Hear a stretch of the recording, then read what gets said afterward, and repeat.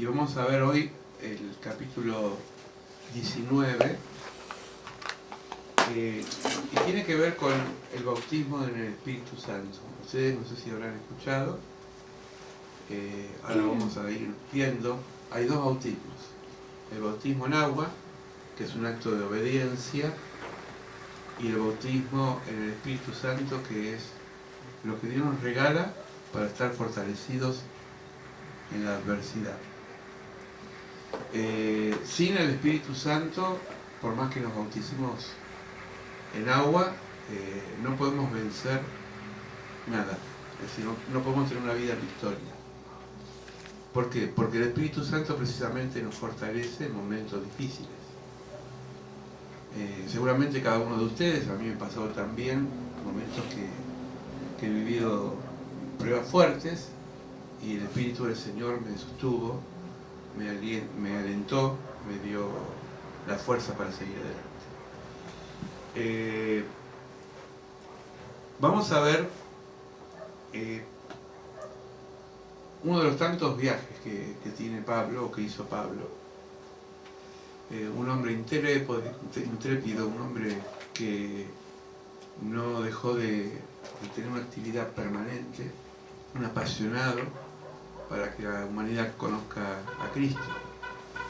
Si ustedes ven su vida y leen la palabra, sus hechos, una persona que no descansó, que trabajaba de día y de noche, velando por los suyos, por las comunidades que él fundaba, y una persona que, bueno, yo creo que de los pocos que hubo en la historia, ¿no?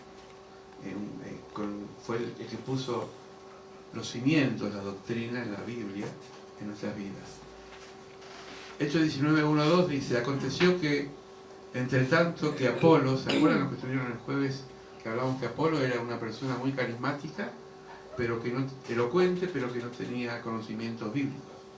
Pablo, después de recorrer las regiones superiores, vino a Éfeso, y hallando a ciertos discípulos le dijeron: ¿recibiste el Espíritu Santo cuando creíste?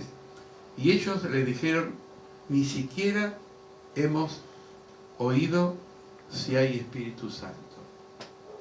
Fíjense en qué cosa, ¿no? Porque ellos habían creído en el Señor, algunos habían sido bautizados, pero no habían escuchado hablar sobre el Espíritu Santo. Y es como que la obra está incompleta. Una casa tiene 4 elementos: cimientos 1, el techo 2, las paredes 3, y el contenido que hace que la casa esté equipada: baño, cocina, etcétera, etcétera. Si yo tengo una linda casa con un buen cimiento, unas buenas paredes, unos buenos baños, una buena habitación, pero no tengo techo, ¿no? Es decir, algo le va a faltar a la casa, esencial. Si yo tengo una casa linda, decorada, bla, bla, bla, bla, pero no tiene cimiento, en cualquier momento se viene abajo. Entonces, son 4 elementos que tenemos que tener claro. Nosotros necesitamos tener fe, necesitamos pasar por el bautismo en agua, que es un acto de obediencia. Esto no es algo que uno lo hace porque siente, sino que Dios manda hacerlo. El tercero tiene que ver con pedir la llenura del Espíritu Santo, que ahora vamos a ver qué es la llenura del Espíritu Santo. Y cuarto, atrevernos a desafiar a Dios a través de lo que el Espíritu a nosotros nos manda. Versículos 3 y 4 dice: entonces dijo: ¿en qué pues fuisteis bautizados? Ellos dijeron: en el bautismo de Juan. Dijo Pablo: Juan bautizó con el bautismo del arrepentimiento, diciendo al pueblo que creyesen en aquel que vendría y después de él, esto es, Jesús el Cristo. Si ustedes se acuerdan, en el Evangelio dice Jesús que no hubo un profeta más grande que Juan el Bautista. Sin embargo, es el más pequeño en el reino de Dios. Esto es una frase que a veces por ahí nos cuesta entender. porque parece contradictorio, si fue el más grande, ¿cómo es el más pequeño? Algunos que entienden de esto y que han estudiado la palabra, dicen que Juan pertenece, aunque estaba en el Nuevo Testamento, pertenece al Nuevo Pacto, perdón, al Antiguo Pacto, al Antiguo Testamento. ¿Por qué? Porque él todavía tenía como una visión de todo lo que era Dios obrando a través de las leyes de Moisés. Pero él no había conocido todavía, no había recibido lo que recibieron los apóstoles en Pentecostés, que fue el bautismo en el Espíritu Santo. Por eso Jesús dijo, hay una etapa que Juan no la vivió, es necesario que yo me vaya para que venga sobre ustedes el Espíritu Santo. Acuérdense, siempre decimos que que Dios Trino, el Padre es creador, el Hijo es mediador y el Espíritu Santo es el que nos impulsa. Versículos 5 y 7. Cuando oyeron esto, fueron bautizados en el nombre del Señor, es decir, obedecieron al bautismo en agua. Y habiéndoles impuesto Pablo las manos, vino sobre ellos el Espíritu Santo. Hablaban en lenguas y profetizaban. Y eran todos unos 12 hombres. Es decir, acá está lo que se completa. Se bautizan en agua y después son bautizados en el Espíritu Santo. ¿Qué es el bautismo en el Espíritu Santo? Diferencias entre nuevo nacimiento y bautismo en el Espíritu Santo. El nuevo nacimiento, y acá hay unas citas bíblicas, no las vamos a buscar porque son largas, Gálatas, Juan, Tito, etc. Es el nacimiento que nos da a nosotros la vida en Cristo. Pero la frase del Espíritu Santo bíblica es recibir la llenura en Cristo. Es como, yo siempre pongo el ejemplo de un termotanque o un calefón. ¿Vieron que el termotanque, el calefón tiene una llamita que se llama piloto? Bueno, nosotros tenemos al Señor en nuestro corazón. A veces es una llamita chiquita, porque, no sé, nuestra fe quizás es pequeña. Pero cuando el agua del grifo se abre, empieza a quemar el calefón o el termotanque. Es decir, el calefón que estaba frío se empieza a calentar, produciendo que el agua salga caliente. Entonces, cuando estamos llenos del Espíritu Santo es como el calefón encendido. Es decir, lo que irradiamos es los frutos del Espíritu. Gozo, paz, paciencia, benignidad, bondad, etcétera, etcétera, ¿no? Yo siempre digo, y esto va para mí también, cuando no hay estos frutos, yo tengo que ver si vivo una vida con llamita de tipo piloto o vivo una vida de fuego. Pablo vivió una vida de fuego, porque Pablo era una persona que recibió azotes, cárceles, flagelos. Creo que ninguno de nosotros sufrió como Pablo en cuanto a la prisión, a la tortura, y nunca él se quejó del Señor. Es más, dijo, ni las tribulaciones ni las pruebas me apartarán del amor de Dios en Cristo Jesús.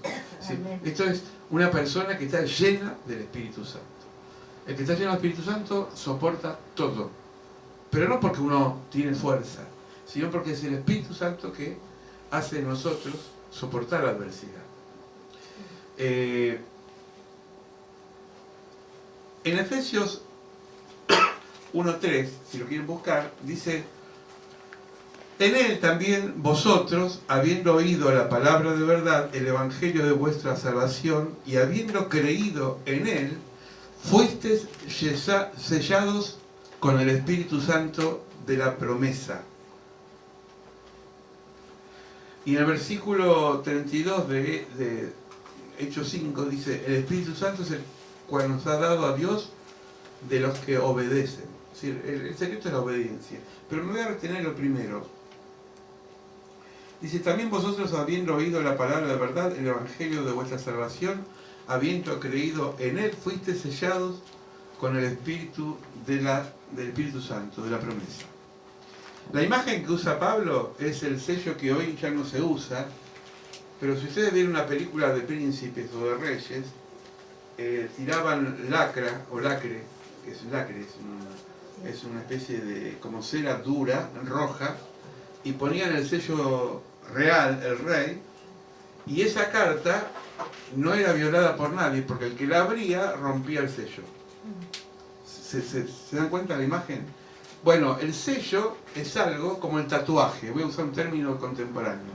El tatuaje no se va, creo que no se va, ¿no? Es decir, es algo que, a no ser que te hagas una cirugía plástica, está. Bueno, el sello del Espíritu Santo es aquellos que recibieron al Señor, quedó el sello en el corazón. No se va. Amén. Sí se contricta, se pone triste, se puede apagar como un piloto, pero vieron como a veces dicen los cristianos se enfriaron.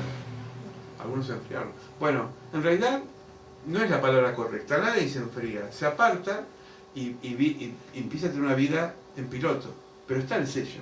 En un momento empieza de vuelta a florecer, siempre y cuando fuimos sellados. ¿Cuándo uno es sellado? Cuando cree en Jesús. Al creer en Jesús, el Espíritu Santo sella nuestros corazones para siempre. Dios es un papá o una mamá que corrige. Y entonces dice que los que Dios ama, hebreos, Él disciplina. Entonces a veces nos rodea con pruebas, con situaciones, que su vara y su callado, y nos hace volver de vuelta al camino. ¿Por qué? Porque fuimos sellados por el Espíritu Santo y entonces Dios hizo un pacto con nosotros. No somos más criaturas, somos hijos. Y los hijos, para el padre y la madre, siguen siendo hijos. Aunque éste esté en la cárcel, aunque éste esté en cualquiera, sigue siendo hijo. Porque uno no va a decir, bueno, ya no te quiero porque ahora sos otra persona. Uno sufre, pero el hijo sigue siendo hijo. Dios tiene el carácter de padre. ¿Qué hace? Él vela por nosotros. ¿Amén? Amén.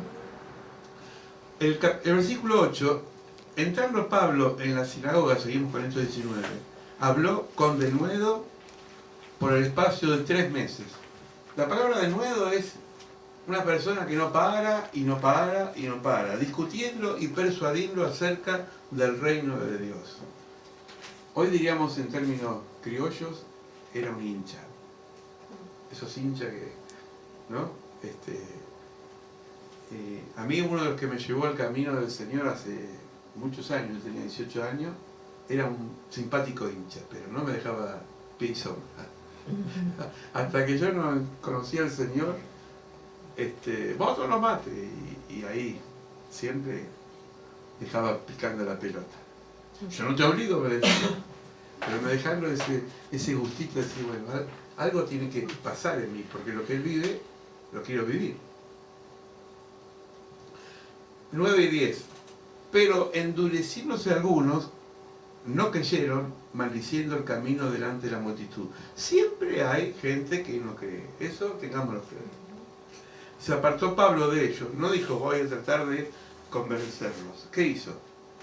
Se apartó.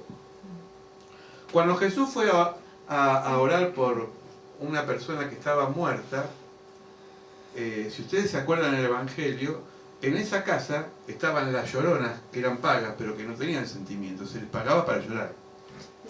Es así. Yo que vengo de familia italiana, antes las italianas se ponían de luto, iban a un velorio y fingía dolor, pero después no lo viste. Nada, ¿no? Y había gente incrédula. Jesús los echó fuera. Entonces van de acá. A las lloronas que eran caretonas y a los que eran negativos. Y se quedó solamente con Pedro y Juan, con 2 de sus discípulos. ¿Esto qué nos enseña? Que a veces hay ambientes que conviene no persistir porque influye sobre nosotros. Una cosa es predicar y otra cosa es a veces pensar que todo el mundo se va a convertir. Y no es así. Hay gente que oramos por ellos, pero la libertad y el libre albedrío existe. ¿Se entiende? Entonces es importante tener discernimiento y decir, bueno, yo predico, yo le enseño, yo le busco, pero hasta cierto punto. Después, bueno, el Señor lo pongo en tus manos. Y oro por esa persona. No es que la abandono. Porque la oración es tan importante como la palabra. Discutiendo cada día en la escuela de un llamado tirano. Mira qué nombre, tirano se llamaba. Así continuó por espacio de 2 años. De manera que todos los que habitaban en Asia, judíos y griegos, Oyeron la palabra de Jesús. Fíjense, no dice se convirtieron al Señor, oyeron. Porque el oír la palabra es algo como la palabra del sembrador. Jesús dijo que un sembrador salió a sembrar y esparció la semilla. Pero la semilla en sí misma es buena, lo que hace que la semilla dé fruto es dónde cae. Si yo salgo al patio y agarro semilla, qué sé yo, de calabaza, y empiezo a tirar en todo el patio y en la tierra, va a crecer lo que cae en tierra. Pero por más que yo siembre el patio, el cemento no me va a permitir que la semilla brote, porque iría en contra de la naturaleza. Entonces uno siembra, pero no todo el terreno está fértil para recibir eso. Eso es importante tenerlo en cuenta. 11 y 12. Y haciendo Dios milagros extraordinarios por la mano de Pablo, de tal manera que aún llevaban a los enfermos los paños y delantales de su cuerpo, y las enfermedades que iban de ellos, los espíritus malos salían. Yo quiero hacer una salvedad acá.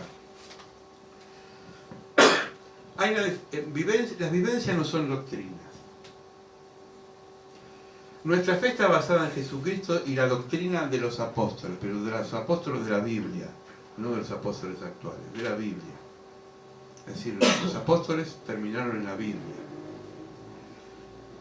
Las vivencias o experiencias son hechos únicos que no se repiten y por lo tanto no podemos incluir nuestras prácticas como si se repetiría. Por ejemplo, yo puse un ejemplo. Elías le pasó el manto a Eliseo. Muchas iglesias han hecho una doctrina de esta experiencia, pero eso ocurrió una sola vez. Por eso las sectas especulan con eso, ¿no? El manto. ¿Qué manto? Es decir, eso es una invención humana. Eso le pasó a Elías y a Eliseo. Cuando descendió el fuego del cielo, Elías enfrentó a los Baales y quemó el holocausto, pero eso no se repitió más. Podemos enumerar muchas cosas, pero cuando usamos esto para manipular un hecho y lo hacemos doctrina, afectamos a las comunidades, es decir, caemos en lo que se llama herejía. ¿Se entiende? El caso de los pañuelos de Pablo, y esto lo voy a aclarar, que llevaban a los enfermos, o la sombra de Pedro, no es doctrina, es un hecho que pasó una vez, pero yo por más que pase y la sombra le dé a Nadie, yo digo, vamos sombra, sanada. Pasa nada. A no ser que Dios me diga. Pero ¿se dan cuenta? Es decir, no podemos hacer de las experiencias doctrinas. Tenemos que trabajar sobre la sensibilidad de la gente en esos aspectos, es adulterar la palabra de Dios. Por eso yo siempre digo, la gente, el pueblo común es fetichista, necesita siempre el efecto mágico. Y hay iglesias que lamentablemente buscan esta psicología de la gente para engañarla y enseñarle una doctrina o una enseñanza que no es bíblica, ¿no? La sal y un montón de cosas que se están hoy usando. ¿Se da cuenta? Entonces, Pablo estaba trabajando, dice que llevaba los pañuelos de Pablo delantables a los enfermos y sanaban. Usted estará pensando, bueno, ¿qué pasa cuando nosotros oramos a veces? Bueno, acá no lo estamos haciendo ahora, pero a veces en la iglesia se han orado por una prenda. Eso solamente se puede entender cuando la persona no puede venir a la iglesia. ¿Sabe por qué? Porque si no, predicamos la comodidad. Jesús tenía delante de él un enfermo y hasta que el enfermo no declaraba lo que tenía, Jesús no hacía nada. Muchos habrán dicho, uy, no oró por mí, Jesús. Y Jesús dijo, ¿saben por qué no oré por ustedes? Porque ustedes no me pidieron que ore. Porque uno no puede estar adelantándose a la necesidad del otro. La persona que necesita es la que tiene que buscar. Amén. ¿O acaso cuando nosotros estamos enfermos decimos, bueno, voy a ver si mi médico de cabecera viene a mi casa y hace algo por mí? Anda al hospital. ¿Se entiende? Entonces el paso de fe lo tiene que dar uno, no Dios. Porque Dios es Dios. Nunca usemos un hecho para crear un acto mágico, porque el acto mágico no es bíblico.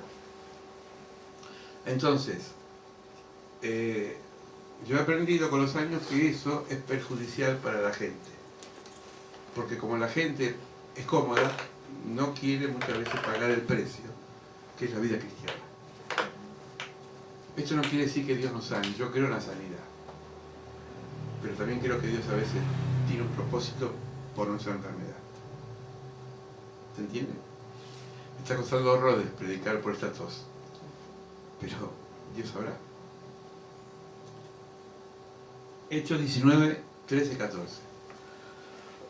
Algunos judíos exorcistas ambulantes intentaron invocar el nombre del Señor Jesús sobre los que tenían espíritus malos, diciendo: os conjuro por Jesús, el que predica Pablo. Y había 7 hijos de un tal Exeba, judío, jefe de sacerdotes, que hacía esto. Pero respondiendo el espíritu malo dijo, en el versículo 15 y 16, a Jesús conozco, y sé que es Pablo, pero vosotros ¿quién sois? El hombre a quien estaba el espíritu malo saltó sobre ellos y dominándolos pudo más que ellos, de tal manera que huyeron de aquella casa desnudos y heridos. En una palabra, los espíritus les dieron una paliza. Nosotros, no sé si alguien vio El Exorcista, esta palabra se usa mucho en las películas, ¿no? Nosotros, el exorcismo realmente es un invento católico. En realidad nosotros no es que predicamos el exorcismo, lo que oramos por la gente, y si hay alguien que tiene un demonio, el Señor es el que reprende al demonio. El Señor te reprende, dice la palabra. O en el nombre de Jesús oramos si tenemos autoridad espiritual por ese demonio. Pero acuérdense que si no tenemos respaldo del Espíritu Santo, el diablo nos va a dar vuelta y nos va a hacer pasar vergüenza. ¿Por qué? Porque esto no sale con palabra. Uno a veces piensa que gritarlo más fuerte, ¿no? es psicológico. ¿Qué poder que tiene este pastor porque habla muy fuerte? Eso no es poder. Eso es temperamental. Es decir, yo no vi en ningún momento en el Evangelio que Jesús gritó para sacar un demonio. Simplemente miraba a una persona y decía, Satanás, vete de esa vida. Y se iba. Porque Jesús tenía autoridad. Pablo tenía autoridad cuando liberó a esta mujer que era esclava por la adivinación. En el nombre de Jesús sale ella. Y salió. Ya está. Pero a veces nosotros parece que estamos haciendo, ¿no? Fuerza en el nombre de Jesús y te reprendo. Y estamos saltando y pensando que bailando la danza a la lluvia va a llover. No pasa nada si no hay unción. Hasta algunos patalean. Hay cada circo en la iglesia, perdónenme, que no es lo que Dios pide de nosotros. Es fe. Y si no tengo el porque es un don, lo vamos a ver eso en Corintios cuando estudiemos Corintios, no nos metamos donde no nos llamen. Yo no tengo el don de evangelista, me puedo parar en la esquina y creo que ni el perro se lo compartía. Es más, por ahí me muerde. No soy evangelista. A mí, yo me siento llamado a la docencia, por eso trato de enseñar. Pero el evangelista es una persona que por ahí, como Apolo se lo cuente, que no conoce mucho la Biblia, pero tiene un toque de Dios que hace que la gente se convierta. ¿Se entiende? Porque los dones están repartidos en cada uno. El bautismo del Espíritu Santo se ha confundido con el hablar en lengua solamente, como señal externa. ¿Por qué? Porque se toman las vivencias, volvamos a las vivencias, de lo que pasó en Pentecostés y lo que le pasaron a muchos de sus discípulos.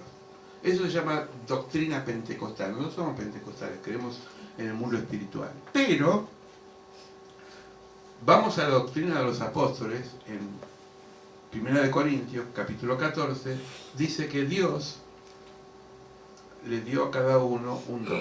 Algunos hablan en lengua, otros la interpretan, otros tienen el don de sanidad, otros tienen el don de misericordia, son personas misericordiosas y ayudan al prójimo. Otros tienen el don de la profecía, de predicar la palabra, de enseñar, etcétera, etcétera. Así, Dios repartió en la iglesia dones. Y cuando la iglesia está funcionando, la iglesia ejerce junto al ministerio de la obra de Dios. Pero nadie en la tierra tiene todos los dones. El único que tuvo todos los dones fue Jesús, porque fue Dios hecho hombre. Pero nosotros no. Entonces, es importante ubicarse. Bueno, yo puedo orar por una persona que está endemoniada, y a veces me ha pasado que me han pedido, me han llamado, y fui, oré, porque es mi obligación como pastor. Pero eso no garantiza que pueda luchar. La persona que se prepara para el mundo espiritual son personas que tienen un llamado especial. Por ejemplo, el famoso o el conocido Carlos Anaconi, una persona que se paraba antes de ser lo que es ahora, que es muy conocido, cuando no conocía nada, se paraba en una esquina y hablaba y decía Satanás, qué sé yo, lo hacía él. Voy a poner varios ejemplos de conocidos si me entienden. Pero por ejemplo Luis Palau, nunca nadie en la campaña, según él, fue sanado, porque él fue llamado a enseñar y a evangelizar. Él es un evangelista y enseña. Y otros trabajan con jóvenes, como Dante, y así cada uno tiene un don. Pero no puede abarcar todas las cosas. Entonces, cuidado con el mundo espiritual, porque eso nos puede traer consecuencias. No jugar con el mundo espiritual. Sin respaldo de Dios no podemos hacer nada en el mundo espiritual, porque Dios es el que nos da avala. Enfrentar a los demonios con oraciones o gritos sin Espíritu Santo es como querer hacer una instalación eléctrica sin conocimientos técnicos. Es decir, andá a meter los dedos en enchufe cuando vos no sabés si es negativo o positivo. El electricista sabe. Yo he visto electricistas que ni corta la luz para arreglar algo. Mete ahí el ¿cómo se llama? El bucapolo, y enseguida sabe lo que es negativo o positivo, porque sabe, porque está preparado, porque estudió. A mí me ha dado cada patada por intrépido que soy la electricidad, que creo que los pocos pelos que tengo se los debo a la electricidad. Porque yo no soy electricista. Uno de los defectos que tenemos los argentinos, y esto es para los paraguayos, tenemos muchos defectos, que somos atrevidos. Y así nos va. Yo sé, después no hacemos nada. No buscamos los argentinos. No, es nuestra característica, sobre todo el porteño, ¿no? Nos atrevemos, pero después, yo te levanto una casa. Yo conocí a uno, te levanto una casa y esa casa duró 2 días. Es decir, sin conocimiento no podemos tirarnos la pileta. Imitar a otros predicadores pensando que vamos a lograr el mismo resultado es un grave error. Es decir, cuando el pastor Héctor Aníbal Jiménez, yo lo conocí en persona porque empecé con él en el ministerio, que no tenía ni siquiera techo la iglesia, empezó muy de abajo. Él predicaba así: hermanito, Dios te bendiga. Yo me acuerdo que todos los seguidores de él, los líderes de él, tenían la misma voz, impostaban la voz. Pero el pastor Jiménez, Dios lo llamó y tiene unción para hacer lo que hace. Pero los imitadores fracasan. Había uno que hasta había peinado, tenía el pelo lacio y me acuerdo que se había hecho la permanente, rulo. Digo, ¿qué te hiciste? Así me parezco al pastor Jiménez, no bañarse. Imitaron en lo que él era. Yo lo conocía a las 4 de la mañana, se levantaba todos los días y 2 o 3 horas de rodillas buscando en el Señor. Imitaron eso, pero no en el aspecto físico. Es decir, somos de copiar. Entonces, 3 puntos. Sin respaldo de Dios no podemos hacer nada en el mundo espiritual. Enfrentar a los demonios con oraciones o gritos, ¿no? Fíjense como el discurso de los políticos, que algunos predicadores lo usan. Se trabaja así.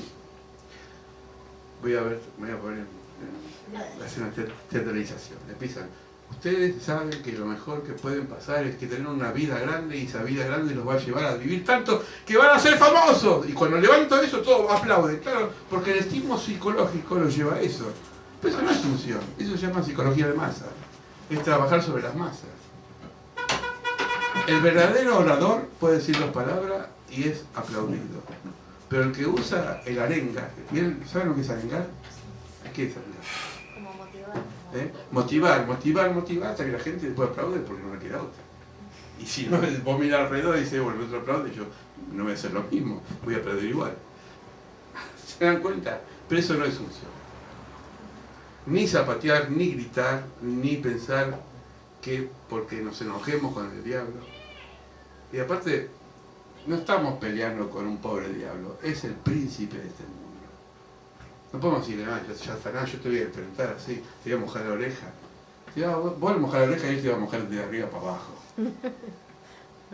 Porque es astuto, porque es inteligente y porque tiene más años que vos y que yo.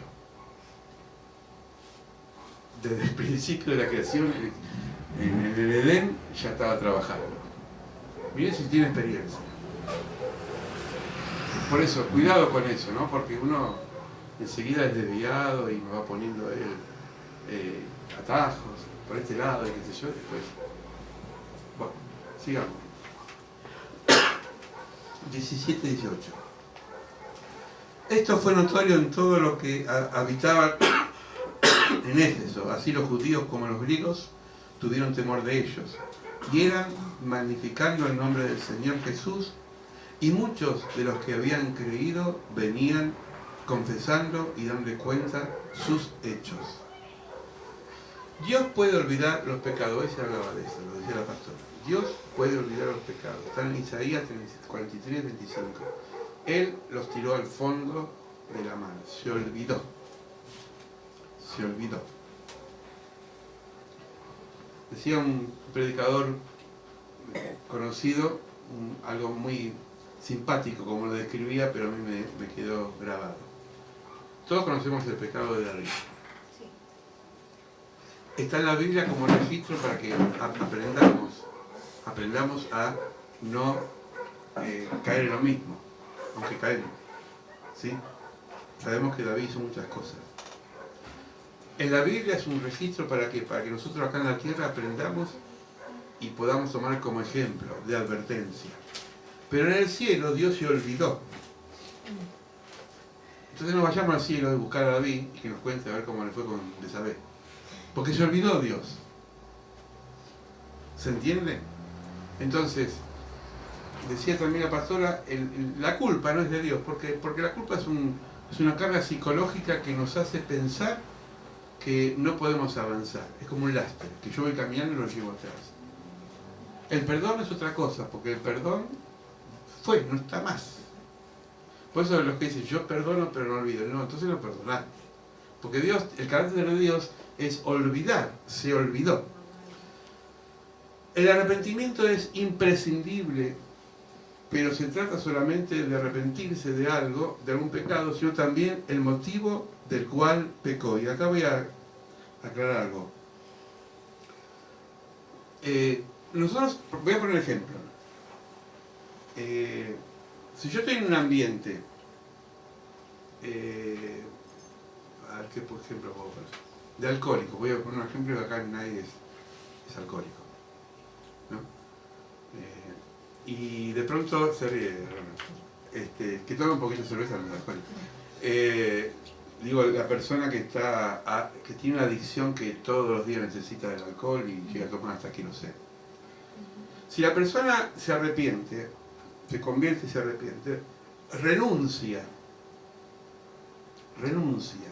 pero aparte se aparta, porque sabe que el círculo, las amistades, lo vuelve a llevar a la misma acción. Acuérdense, cuando yo les hablo de los alcohólicos anónimos, que ellos no prueban una gota de licor ni siquiera en bombón, porque sabe que le abre puertas a la adicción. Entonces, la persona que renuncia a esa debilidad, a ese pecado, porque todos tenemos debilidades, tenemos que tener claro que si abrimos una puertita y empezamos de vuelta a coquetear con eso, tarde o temprano volvemos a caer. Yo lo conté una vez acá, pero una vez un pastor le dijo a un muchacho de una iglesia que se había librado del alcohol, una persona de clase media, bien, tenía el muchacho auto, una casa linda, una familia linda, y de pronto tomaba tanto que un día lo encontraron en un callejón, tirado en una zanja, revolcado como un chancho porque estaba de última. Bueno, lo llevan a la iglesia. Esa iglesia trabajaba con alcohólicos, con adictos. Y para ir a la iglesia, de la cuadra de la mano derecha había un bar. Entonces, vamos a poner un nombre, Cacho. Cuando venía a la iglesia venís del otro lado. Y pero pastor, para venir del otro lado tengo que caminar más, porque vos venís del otro lado, no pases por el bar. Bueno, la respuesta que a veces hacemos nosotros. No pasa nada. No voy a pasar por el bar. No pasa nada. No pasa nada. Entonces venía caminando y para venir más a un atajo, vino del lado donde estaba el bar, la iglesia estaba en el medio de la cuadra, y el demonio, que es muy astuto, dice, mirá, lo que vos dejaste. Porque él lo contó, ¿eh? Mira, tus amigos ahí están tomando, jugando las cartas. Una copita. Si a vos Dios te liberó. Y él mismo se decía, bueno, una copita. Y entró. 1, 2, 3, 4. El mozo, el dueño del bar, lo tuvo que sacar, tirado como esas bolsas de papa que tiran y caen como caen, así. Estaba tan mal, tan ebrio. Y después fue a la iglesia, ebrio, porque como que no perdió su brújula. Y en medio de la predicación aparece el borracho, que no se sabía ni el nombre. Y le dijo al pastor, padre, perdóneme, le dijo, ni sabía que pensaba que era un cura el pastor. El pastor lo llamó después aparte, habló con él, dijo, bueno, vamos a empezar de vuelta. Les costó meses salir de esa adicción, pero después, por amor a él, le dijo a 2 diáconos que cada vez que salía de la casa lo tenían que acompañar hasta la iglesia. ¿Vieron como los que van a buscar a los chicos de la escuela dominical para llevarlo a la iglesia? Pero esto era un hombre grande. Grande de edad, pero pequeño en mente. Hasta que, después de un tratamiento de seguimiento, él pudo liberarse de esa adicción. Es duro lo que estoy diciendo.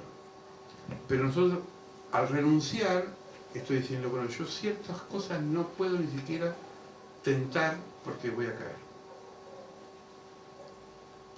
19:20. Asimismo, muchos de los que habían practicado la magia trajeron los libros y los quemaron delante de todos, y hecha la cuenta de su precio hallaron que era 50.000 piezas de plata. ¿Saben lo que quemaron? Algo de mucho valor económico.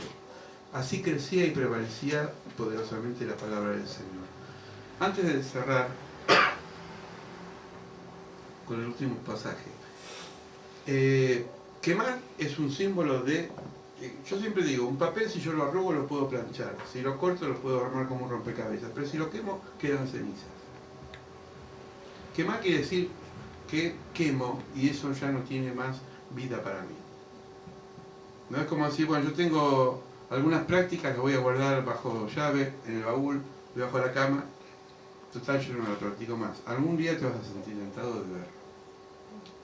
A veces pueden ser cosas que nos llevan y nos conducen. ¿A quién, sean honestos, a quién le gusta la película del terror? ¿Dice? No cuánto. A mí no. Sí, a mí también. Pero son peligrosas. ¿Saben por qué? Porque están hechas con brujería. La mayoría. Hasta el más inocente de Harry Potter fue hecho con brujería. Y entras a un mundo espiritual por la mente y por la visión que no podés, después te cuesta salir. Parece un juego de niños, no es un juego de niños. Entonces, toda práctica moderna, la mayoría de las películas, sobre todo en Netflix, están hechas con jóvenes y para jóvenes. Porque el joven es audaz. Y entonces empiezan a jugar a la Ouija, hacen trabajos de magia, y uno se atrapa, porque la mayoría de las películas las chicas y los chicos son lindos. Entonces voy a ver al personaje, sobre todo si es serie, lo seguís. Y llega un momento que te entrampás en un laberinto sin salida.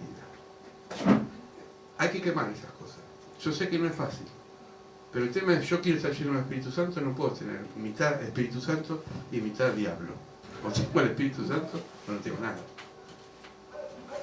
Es duro el mensaje. Y yo sé que hoy muchas cosas nos tientan. Pero cuidamos lo que vemos, cuidemos lo que consumimos, cuidamos lo que hacemos en el entorno. Porque este príncipe vive en este mundo, tiene poder, tiene potestad y tiene cautiva a la gente. Y la gente le pasa lo que le pasa porque está jugando con el mundo espiritual. Y hablo por autoridad porque yo muchas veces que quise tentar estas cosas, me fue como me fue. Entonces miré y dije, basta. Queremos ser felices, vivamos llenos del Espíritu Santo. Pero no nos alimentemos. ¿Vieron Daniel, el libro de Daniel? Se encontró en un mundo pagano como Babilonia. Y él dijo, yo no voy a comer los alimentos que hace Nabucodonosor. Voy a comer mi dieta. Acá hay un sentido espiritual. Esos alimentos eran consagrados a ídolos.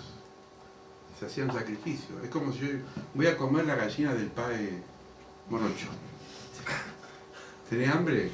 Bueno, no comas la gallina del Morocho. Y voy a decir, ¿la gallina qué culpa tiene? Sí tiene. Porque ese objeto fue maldecido. Y esa maldición nos afecta. Porque es el mundo espiritual operando. Parece arcaico, parece lo que estoy diciendo del siglo XVIII, XIX. No, es la Biblia, es la palabra de Dios. Es decir, hoy vivimos en un mundo donde la brujería, muchos de los famosos jugadores de fútbol, son contados con los dedos los cristianos. El resto buscan la quiromancia, buscan el tarot, hablan de cábala. Si un jugador entraba con la pierna izquierda así, porque por cábala dice que le daba suerte. Digo, Dios mío. Y hay gente que dice así. Creen en esas cosas y nos entrampamos. Tenemos que quemarlas, las costumbres, las prácticas. No entrar en esas cosas porque siempre va a ganar el diablo. Siempre va a ganar el diablo. Porque vos no tenés más poder que el diablo. El diablo tiene poder. Solamente nosotros vencemos a él cuando nosotros estamos llenos del Espíritu Santo.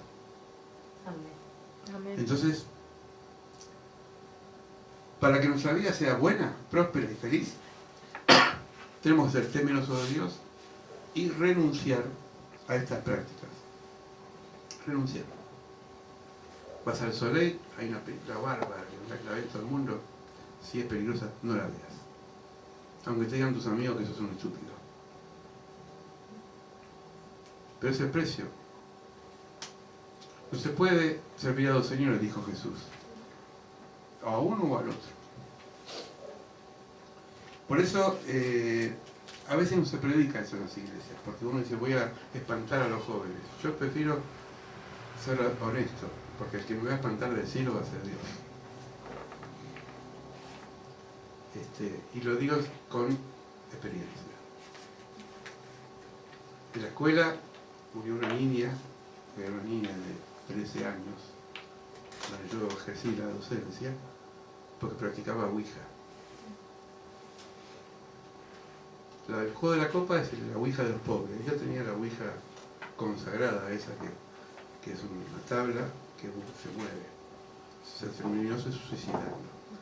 Los médicos y los psicólogos no entendían, pero las personas que la conocimos nos dimos cuenta cuál fue la consecuencia del suicidio.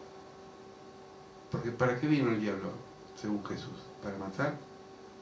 ¿Para destruir? ¿Para dividir? Y hacernos pomada. Y después no hay retorno. Entonces, cuidado con todo ese tipo de cosas. Vamos a orar. Padre, tu palabra es la verdad y es la luz de nuestros ojos, dice el Salmo 19. Tu palabra nos guía y nos lleva, Señor, a otras sendas. Queremos vivir una vida de victoria. Queremos ser llenos de este Espíritu. Queremos alimentarnos de ti, Señor. Queremos buscar tu presencia. Queremos, Señor, renunciar a aquellas prácticas o hábitos que se nos han incorporado en nuestras vidas, pero que son nocivos. Y hoy, como un acto de fe, renunciamos a estos hábitos. Amén. Así como estas personas quemaron libros de brujería que tenían un gran costo económico, pero pagamos a veces un costo espiritual más grande, Señor.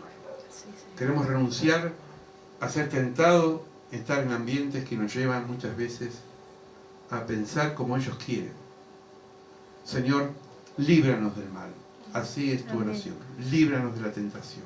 Líbranos del malo que no descansa, que está despierto como un león rugiente, presto para devorar. Para muchos esto es anticuado, es pasado de moda, Señor. pero Señor, el diablo sigue actuando y obrando como antes. Así, Señor. Pero tú viniste a darnos vida y vida en abundancia. Tú viniste a deshacer las obras del demonio. Así, Señor. Tú viniste a crear, Señor, una vida nueva, de victoria. Gloria a tu Una vida, nombre, Señor, que podemos soportar aún cuando estamos pasando adversidades y pruebas. Amén, Señor. Señor, por eso te pedimos que esta palabra quede en nuestro corazón y trabaje en esta noche, cuando estamos durmiendo, para no tentarnos, Señor, en ver cosas que nos hacen mal, para no pensar mal, Señor, para no cultivar nuestra mente de pensamientos de muerte, Señor. Señor. Líbranos de todo mal. Amén, Señor. Señor, que podamos aprender de estas personas, Señor, que por tentar al diablo fueron despojados de sus ropas. Así, Señor. Señor, que seamos conscientes porque nuestra lucha no es contra carne ni sangre, sino contra potestades y principados del aire.